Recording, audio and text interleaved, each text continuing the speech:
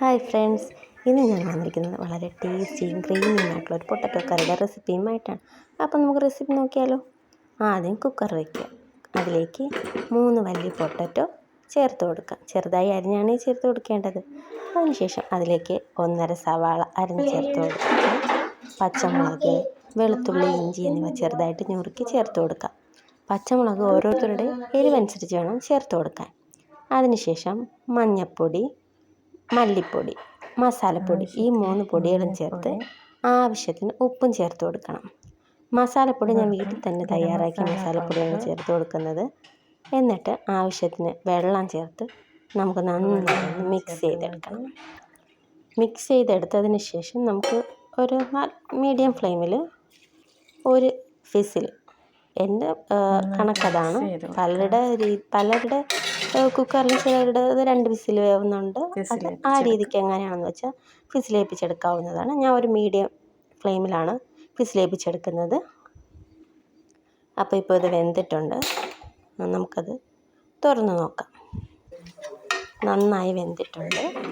നമുക്ക് കരണ്ടി വെച്ച് തന്നെ ചെറുതായിട്ടൊന്ന് ഉടച്ചെടുത്ത് നോക്കാം. ഇപ്പോൾ തന്നെ നല്ലൊരു ടെക്സ്ചറായി. ഇനി മറ്റൊരു പാത്രം അടുപ്പിലേക്ക് വെച്ച് എണ്ണ ഒഴിച്ച് അതിലേക്ക് ആദ്യം നമുക്ക് കടുക് വറുക്കാനുള്ളതാണ് ചെയ്യുന്നത്. അതിലേക്ക് കടുക്, കൊച്ചുള്ളി, ചെറിയ ഉള്ളി അരിഞ്ഞത്, കറിവേപ്പില, വറ്റൽമുളക് എന്നിവ ചേർത്ത് കടുക് വറുക്കുന്നത്. എല്ലാവർക്കും കടുക് വറുക്കുന്ന രീതിയൊക്കെ അറിയാമായിരിക്കും. അതൊന്ന് ചെയ്തതിന് ശേഷം നമ്മൾ വേവിച്ച് വെച്ചിരിക്കുന്ന പൊട്ടാറ്റോ എല്ലാം കൂടി ഇതിലേക്ക് ചേർത്ത് നന്നായിട്ടൊന്ന് മിക്സ് ചെയ്ത് കൊടുക്കുകയാണ് ചെയ്യുന്നത്. അപ്പോൾ തന്നെ നമുക്ക് നല്ലൊരു ക്രീംനെസ് ഫീൽ ചെയ്യും. അപ്പോൾ നമുക്ക് കുക്കറിലിരിക്കുന്ന അതെടുത്ത് ഇതിലേക്ക് നല്ല ഉടച്ചിട്ട് ചേർത്ത് കൊടുക്കുന്നതായിരിക്കും കുറച്ചുകൂടി നല്ലത്.